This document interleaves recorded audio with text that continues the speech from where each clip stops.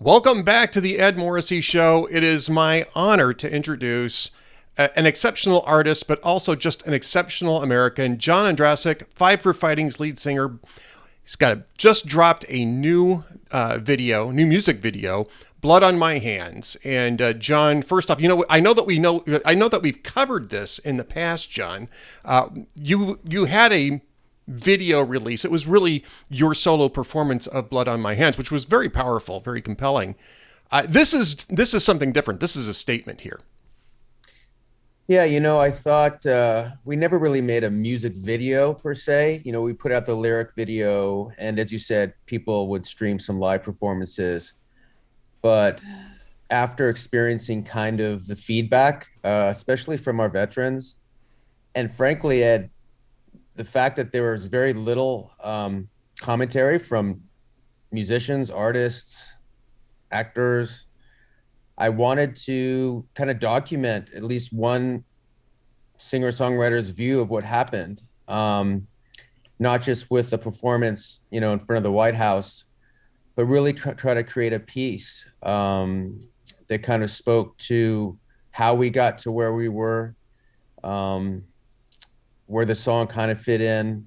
And I was also very grateful to be able to chat with former Vice President Saleh, because I really wanted the last word to be in Afghans, not just some American writer, songwriter, pundit, politician.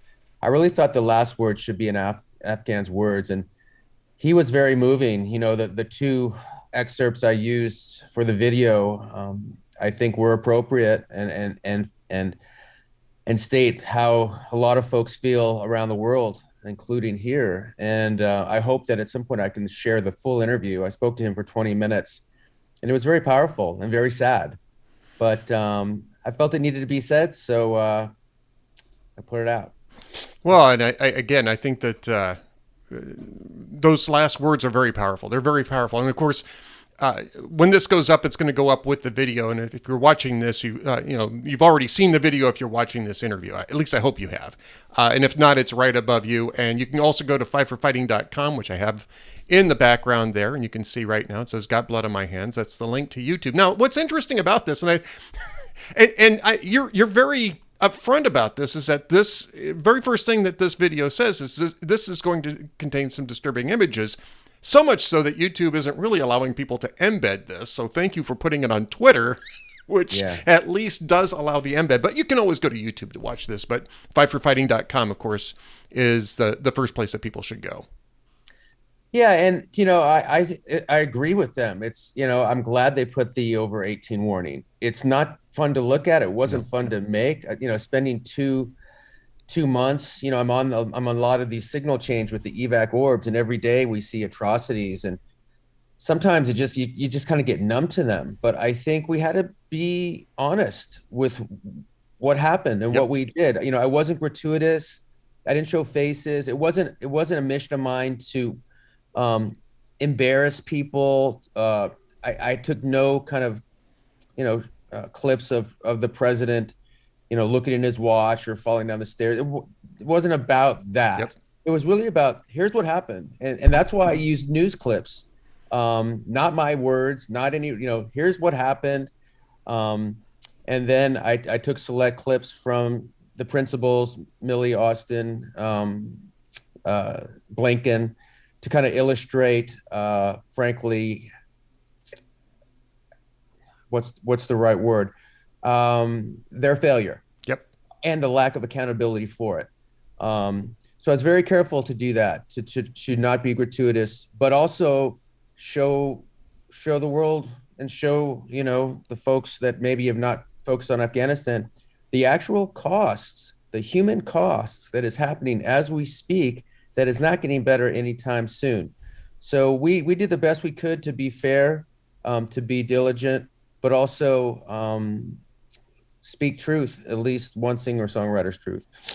Indeed. I want to get back to it only being one singer-songwriter, or at least very close to it only being one singer-songwriter at the moment. But I want to also talk about the charity that you're launching, the charity drive that you're launching to help fund efforts not just for Americans who are trapped in Afghanistan. There's a lot of Americans trapped in Afghanistan. There's 100+ citizens. There are thousands of legal permanent residents who are every bit as American that are still stuck there. According to the State Department's own numbers, it started off at 14,000. They've exfiltrated less than 1,000. At least as of 2 weeks ago, they'd exfiltrated less than 1,000. So we're talking 13,000 or so Americans that are stuck behind Taliban lines, not to mention the tens of thousands of Afghan allies, the millions of women that we sort of promoted as saying, hey, you're liberated now, you can go out and participate in society, and who have now just been betrayed. This is an extensive betrayal. And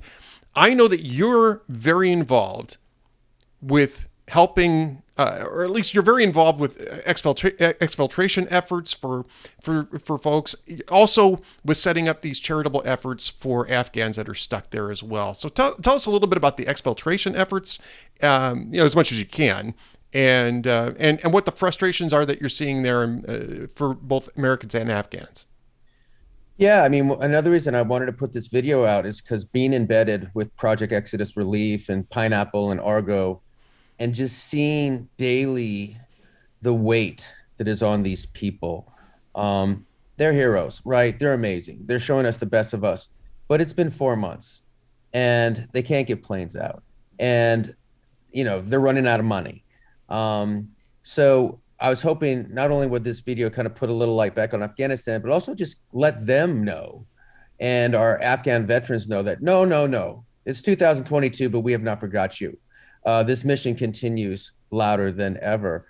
And yeah, the proceeds of this and my other projects that will be coming go to an organization called Americans for Afghanistan, which is basically wellness for our troops, Gary Sinise Foundation, Afghan refugee efforts like the National Institute for Music for Afghanistan, and then supporting, these groups, as I mentioned, Pineapple Argo, there's hundreds of them. Project Dynamo, I've gotten to be friends with many of them.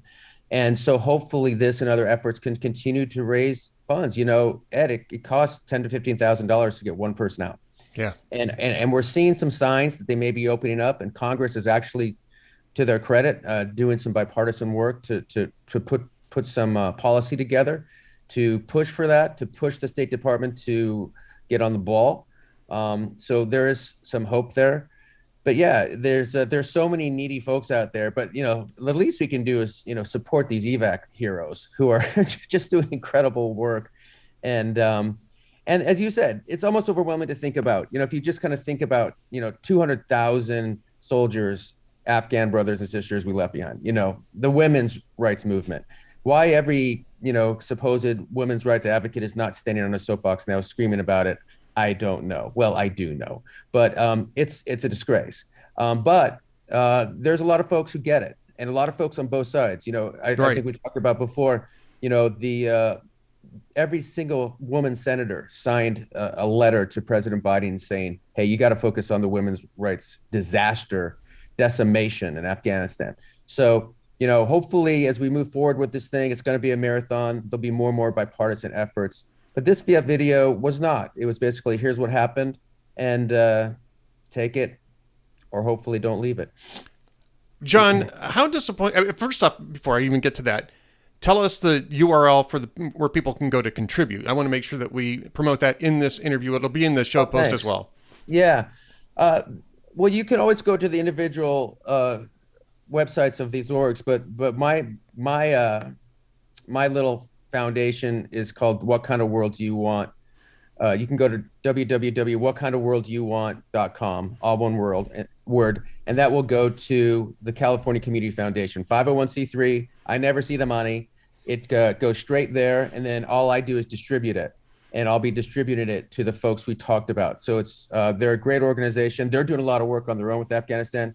So your money is going to a very safe place, and it will get to the right people, and there will be zero overhead, at least on my side.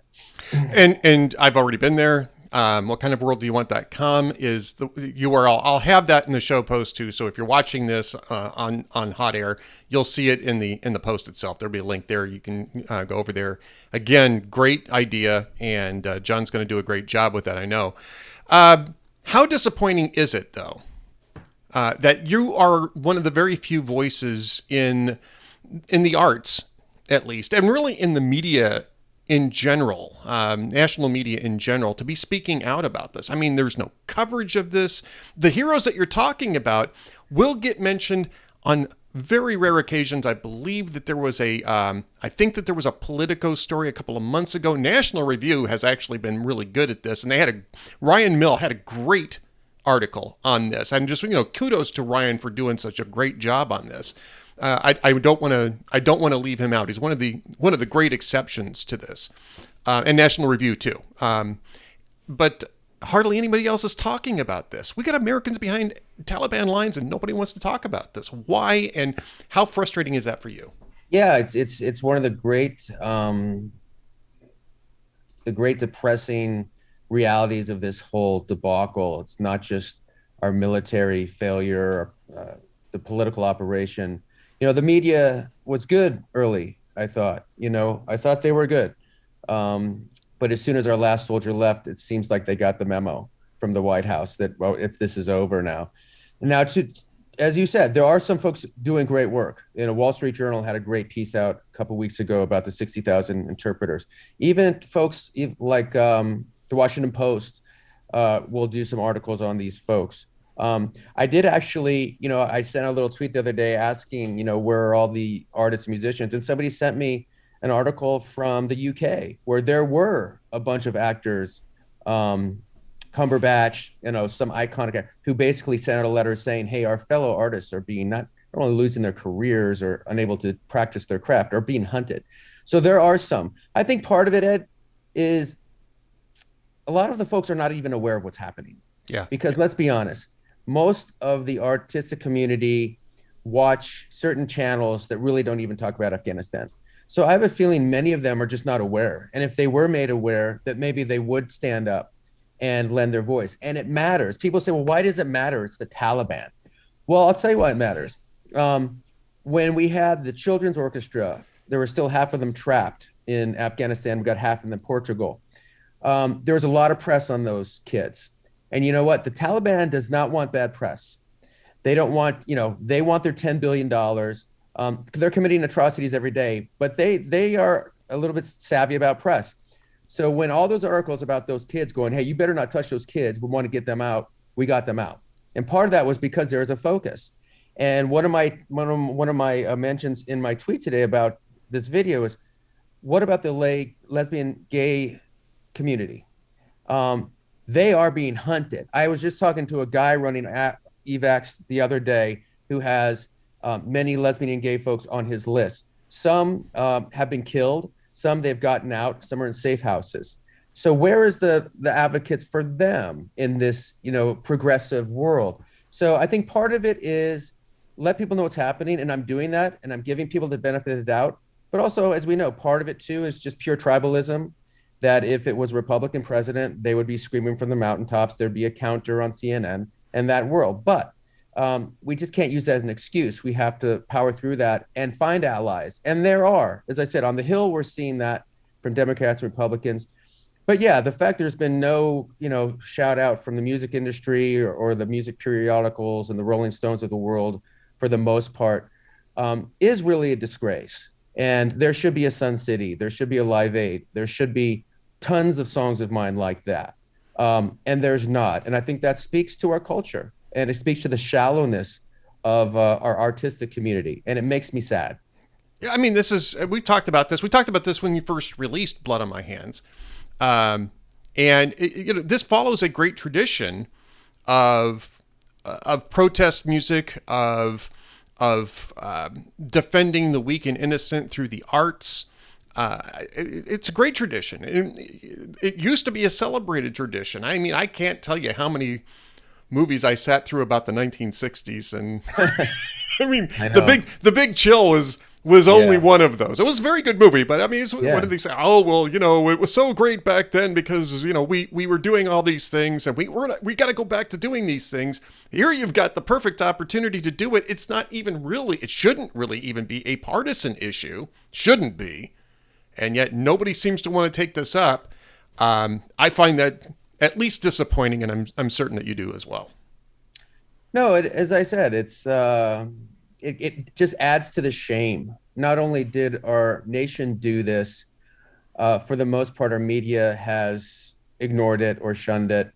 And the artistic community, who's supposed to be the voice of compassion, freedom of expression, women, children, minorities, lesbian, gay community, they have abandoned ship. And again, it just speaks to the malignancy of the tribalism of our nation, and it exists on both sides. But Yep. you can either whine about it or you can make videos like this and try to recruit allies. And hopefully, more and more from the music community will step up with some of the other projects we got coming that are not quite as, should I say, to the point as this video.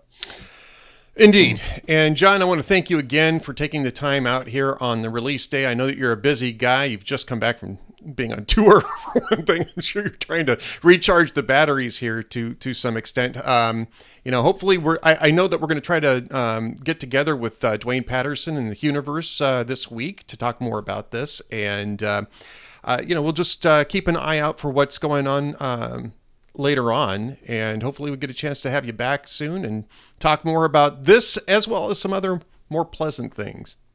Yeah, we'll have some more inspiring things coming, but we had to lay this out for the record. And thank you, Ed. Happy New Year to you and your family, and to all your hot Aryans out there. Happy New Year. Thanks, John. Thanks so much for being with us.